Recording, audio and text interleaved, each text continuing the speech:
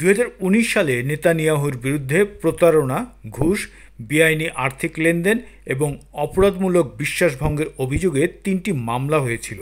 Israeli ধনকুবের ব্যবসায়ী ও Hollywood প্রযোজক Arnold মিলচানের কাছ থেকে প্রধানমন্ত্রী নেতানিয়াহু এবং তার স্ত্রী অন্তত $3 লক্ষ উপহার পেয়েছেন বলে দাবি করা হয়েছিল প্রথম মামলায়। দ্বিতীয় মামলার অভিযোগ, ইয়েদিওতে আহারনাত নামে দৈনিকের সম্পাদক আর্নন মোজাসের সঙ্গে গোপন চুক্তি হয় প্রধানমন্ত্রীর। মোজাসের কাছ থেকে তার কাগজে সরকারের ইতিবাচক প্রচারের প্রতিশ্রুতি আদায় করে নেতানিয়াহু ওই কাগজটির প্রতিদ্বন্দ্বী গোষ্ঠীকে সাহায্য বন্ধ করার আশ্বাস দিয়েছিলেন। ইসরায়েলি প্রধানমন্ত্রীর বিরুদ্ধে অস্ট্রেলিয়ার ধনকুবের জেমস প্যাকারের কাছ থেকেও উপহার নেওয়ার অভিযোগ রয়েছে তৃতীয় মামলায়। অবশ্য অভিযোগ এড়িয়ে নেতানিয়াহুর দাবি মামলাগুলো রাজনৈতিক উদ্দেশ্য প্রণোদিত।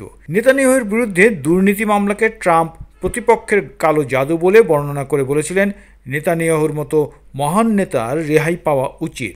কিন্তু মার্কিন প্রেসিডেন্ট ডোনাল্ড ট্রাম্পের বার্তায়ও কর্ণপাত করল না ইসরায়েলের আদালত। দুর্নীতি মামলায় অভিযুক্ত প্রধানমন্ত্রী বেঞ্জামিন নেতানিয়াহুর বিরুদ্ধে সাক্ষ্য গ্রহণ ও বিচার প্রক্রিয়ার স্থগিতাদেশের আর্জি খারিজ হয়ে গেল শুক্রবার।